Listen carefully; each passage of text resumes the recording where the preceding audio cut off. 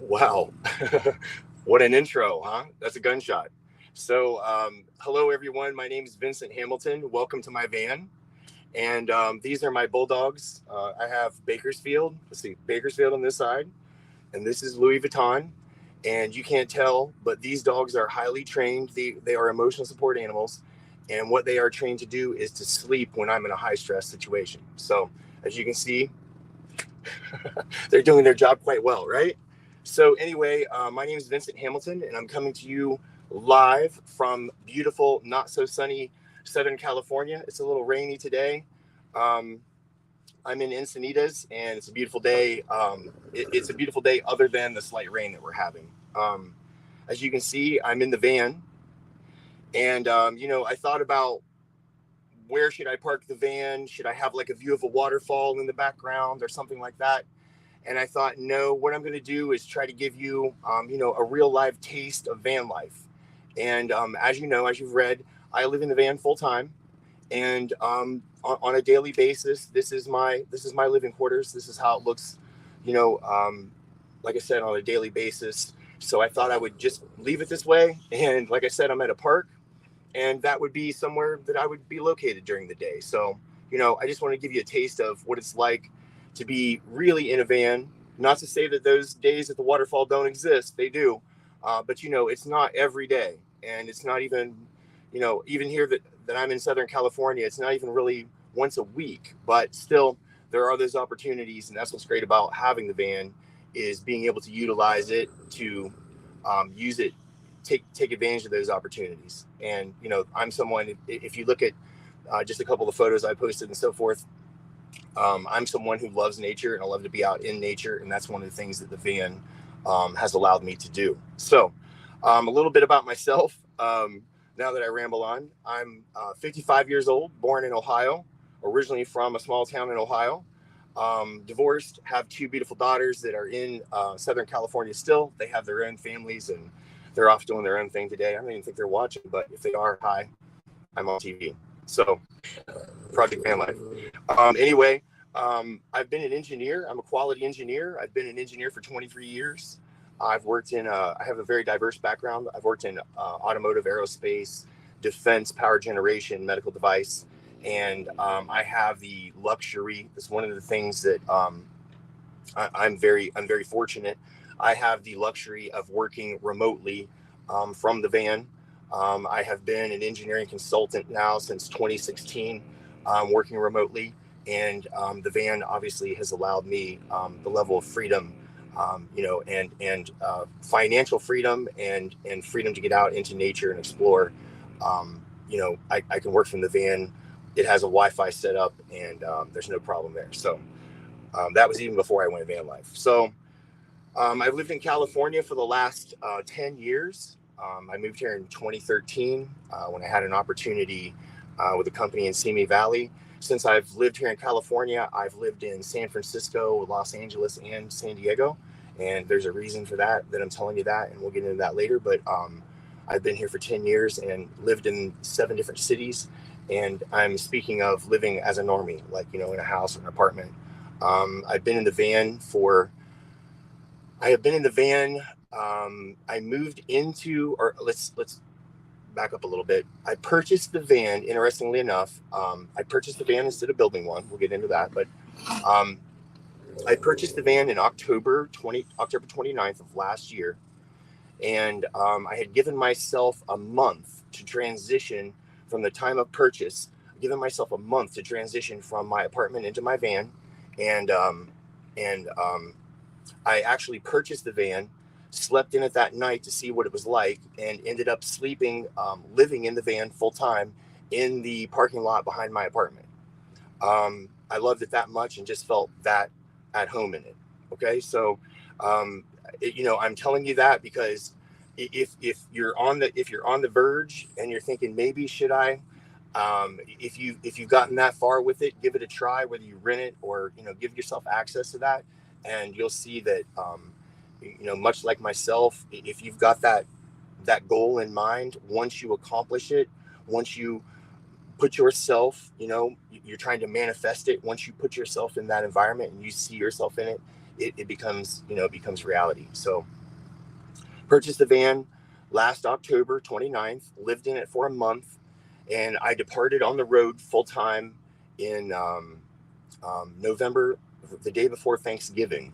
So the day before Thanksgiving, I departed on the road full time, and I've been on the road full time ever since. Live in the van 100% of the time. Not to get too deeply into this, but I gave all of my stuff away. Everything that I own is in the van. I don't have storage. I don't have a home base, no sort of apartment that I rent or house. In fact, I mentioned my family. I'm an only child, and my family has all passed, so I don't even have a home base, in that manner, like somewhere that I go and store stuff or stay on at any length of time. I just wanted to, give you a full depth of my situation before I go into the topic at hand, which is dealing with and overcoming loneliness on the road. Okay. So the first thing I want to talk about is, there's a difference between, obviously, as I'm sitting on this pillow, there's a difference between being alone and being lonely. And people often think that those are one and the same, and they're not. Being alone is, to me at least, I think even the definition of is physical loneliness, or being alone is physical. Loneliness is mental, it's emotional. As I had people, I'm sorry, the distraction. Loneliness is mental, emotional, and they are not attached in any way. And what I mean by that is you can be with someone and be lonely. You certainly can do that, right? And you can be alone but not be lonely. And that is something that takes a lot of work, but it can be done, and it's through self-growth, personal growth, and being authentic. And we'll get into that. So the first thing that I'd like to talk about when I break that down is being alone. And I have to tell you that if you have the impression that when you're in a van, you're going to be alone, that is a false impression. And what I mean by that is, if I've ever had opportunity to meet people, and I mean meet people of all walks of life, it has been in this van. Everywhere I go and everything I do, whether it's a roadside rest, a Walmart, a laundromat, a park, a beach, campground, people want to know about the van. And not just my van, not just this van, but people want to know about the van. And the van I chose, by the way, is an Airstream Interstate 24X. I mentioned that I purchased it, and there's lots of information online if you'd like to look that up. It's a monstrous van, 24 and a half feet long, 10 feet high, 7.7 wide, 3,500 dually series. So it gets attention. That's part of it, but also obviously what we're talking about here today is the lifestyle, right? So people want to know, how long have you lived in the van? Where can you park? Where, did you build the van yourself? Did you buy the van? Everyone wants to know about van life, one aspect or another. And it's a great opportunity to be able to get to know other people and introduce yourself to all walks of life. So if you're thinking that you're going to be alone in a van, that's not the case at all. And by the way, I want to take a break as I looked at my phone. If you could, I can't see the chat. If you could please hold off. Any questions at the end, I'll be more than happy to answer. But currently, I can't see the chat, so I apologize. So I'm talking about being alone in the van and all the opportunities to meet people. And there are plenty in the van. And the funny thing about that is not only will you not be alone, but you will find out, right, Bako? Right? You will find out that one of your goals when being in a van is trying to be alone. And there were times in which, I can remember being in Arizona and I drove all the way out to this Paradise Lake and BLM land. And I'm trying to park and I'm thinking I'm going to be alone out here, right? Have a little boondocking session. And when I got there, I had to drive around the lake twice to find a place to park. And 90% of them were vans. So a lot of opportunity there. If you have questions, which you probably do, about dating in the van, I hope I'm not getting off topic. This is dealing with the loneliness of being alone. So I see it goes hand in hand. Dating in the van, you might wonder about, and it is very possible. In fact, I've done it. And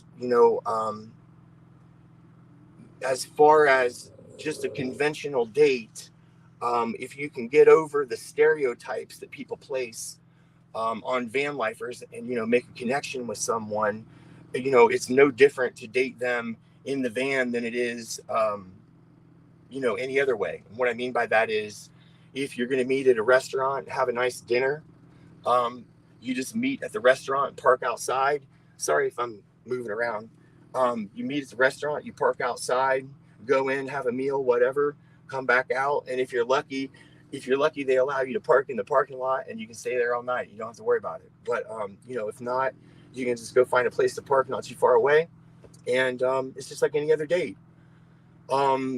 As far as, dating someone where you've gotten to the point where, no matter if that's the first date or the 100th, but if you got to the point where they're coming to the van, that is a little weird, because they're like, wow, no matter where you're parked, whether it's in public or not, of course, people are going to be like, wow, it's a van. I'm going to go meet someone in a van. So it's a little weird. But, obviously, you can never come back by meeting them in person first. And that way they'll know you're weird before they come to the van, and everything will be okay. So that is possible. As far as dating another person in a van, I kind of laugh when I say that. I have two female friends that are in vans. We have met physically. We did not go on a date, but a van life date per se.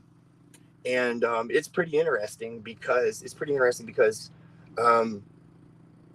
in both circumstances we kind of met and arranged our vans in such a way that the doors were open and we could share the space, and it was kind of cool like that. We talked about our stories, which were very similar.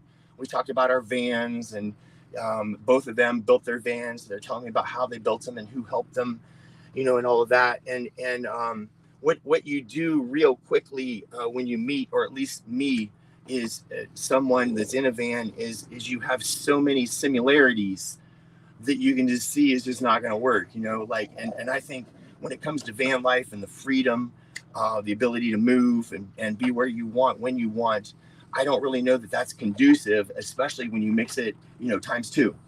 So instead of one person has a home base and one is out moving around, you've got two people that are out moving around.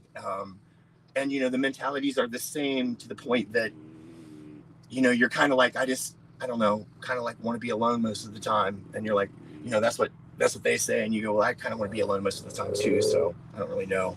It's kind of weird, but it's great to meet people in vans, the same sex or opposite sex or whatever, friendship, and share stories. And I have to tell you that, one of the things I haven't talked about yet is the van life community. And I should have mentioned this with being alone, is the van life community is out there and they're very supportive. In fact, I was in Arizona and I had a little breakdown and I met a guy at a road stop, and he literally climbed under my van, got his tools out, helped me fix my van, and didn't even know the guy. So the van life community is very supportive and understanding, and the forums that I'm on, the Facebook pages that I'm on, I notice, there's hardly any drama, there's hardly any conflict. It just seems like everyone is on the same page and has the same attitude, and that's really one of the things I like and enjoy about van life. But not to get too deeply into that, but if you're wondering about the community, everywhere I go, just like the people I meet and they want to talk about my van, I meet other van lifers and they want to meet and talk about vans and adventures. So it's out there and it's supportive. So we've talked about being alone and how not only is it not commonplace, it's hard to be alone. It's hard to find a spot where you can be alone. We've talked about dating of all types, whether they come back to the van or you meet them somewhere. And we've talked about the support of the community. So we've dealt with being alone physically. Now, I'd like to talk a little bit, and I guess this is where it gets interesting if you're bored. This is the embracing part. And what van life has been for me and everyone that I've talked to that's been a van lifer is it is a life-changing experience, and it gives you opportunity for growth. Now, one of the ways that it does this is, and this is kind of contradictory to what I just said, but you spend a lot of time alone, mostly by choice, but you spend a lot of time alone, and you are, during that time, whether you choose to reflect on yourself or not, you are learning more and more about your authentic self, just simply because you don't have an outside influence. So you combine that with the ability to move around and meet people, right? In other words, you've completely eliminated those restrictions. You are going where you want to go, doing what you want to do. You have the opportunity for one, instead of meeting your neighbor over and over again, you're meeting new people. You're thinking about the conversations that you're having. You're learning about them. They're learning about you. But more important, you're learning about you through their conversation and through this reflection of self. And what is it that I need? What is it that I need to change about myself to accomplish, to be happy, to be fulfilled? And I can tell you that in my life, I consider myself successful. And, I'm not going to go on with this whole list of things that I've had and done. And by successful, I mean in normal, standard, normie terms, that, been married and had a house and car and all that. And what I lacked was being fulfilled. It seemed that no matter what the goal I had, except van life, wasn't fulfilling.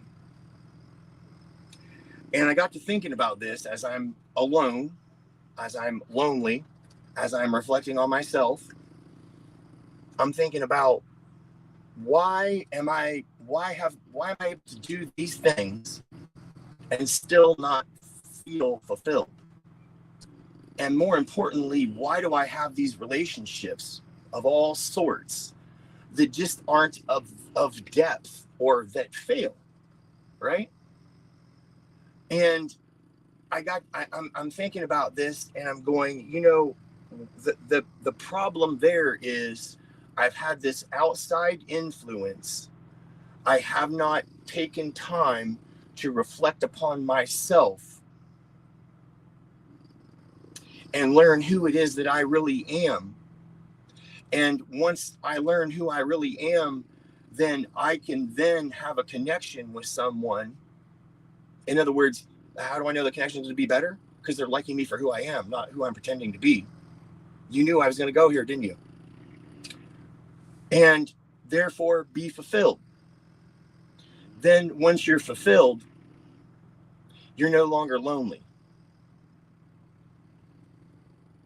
Because you realize that you don't need anyone else for anything. There's Bako. Come on, Bako. Their approval, anything, right? So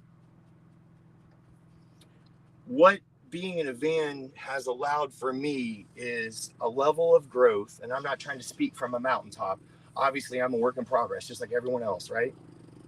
But what it's allowed for me is the ability to be where I want to be, do what I want to do, to a certain extent, meet various people, hear their stories in life, what made them happy, what's their philosophy on life, what have they done, where have they been?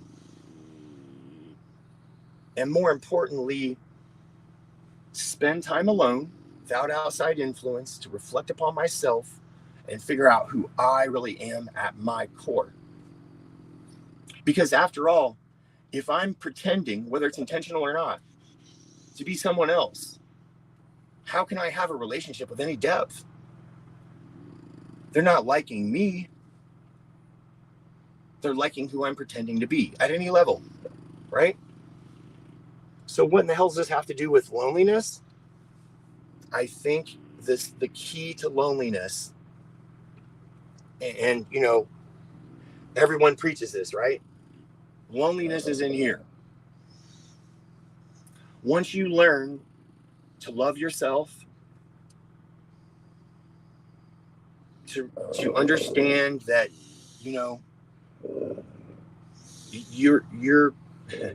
you are someone lovable, you're going to be okay, there's nothing wrong with you.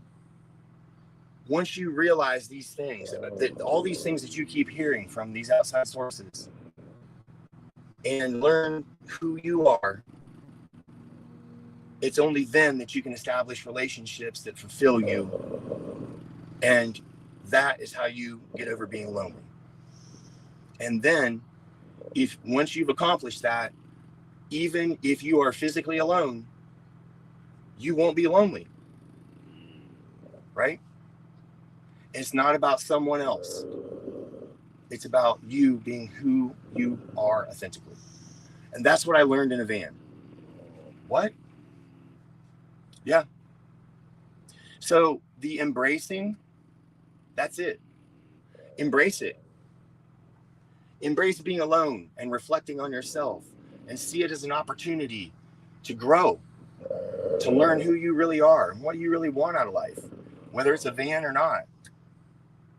This certainly provides, this is my space. This has become as much me as I am it. And it has provided me with a level of happiness that I can't even explain. That's how I deal with and embrace loneliness. Because I'm happy. So I hope I didn't jump around too much. I hope I didn't ramble on about stuff that you're thinking, what is this guy talking about?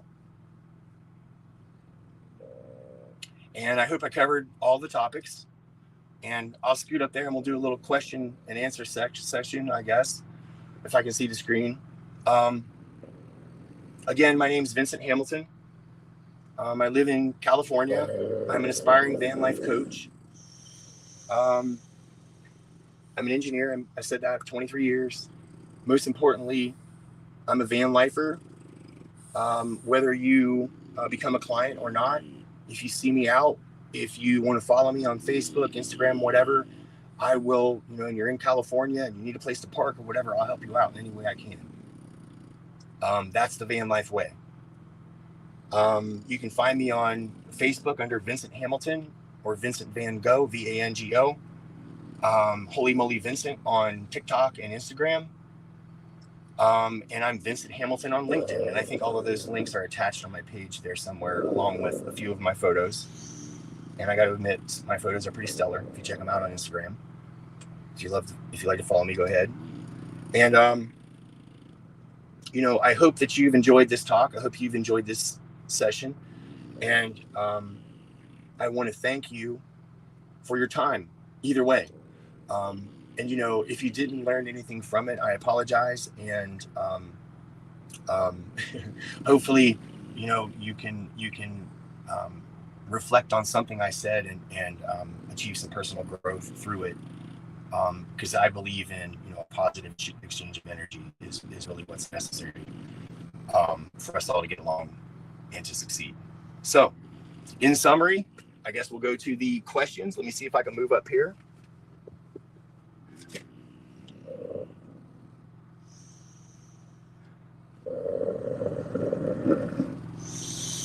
Hi. Hello. CJ, hello. Cindy, Shells, Grant, hello everyone. Does anyone have any questions? Is anyone here? Okay. So I guess I'm going to sign off. Hopefully you enjoyed the chat. Have a good day.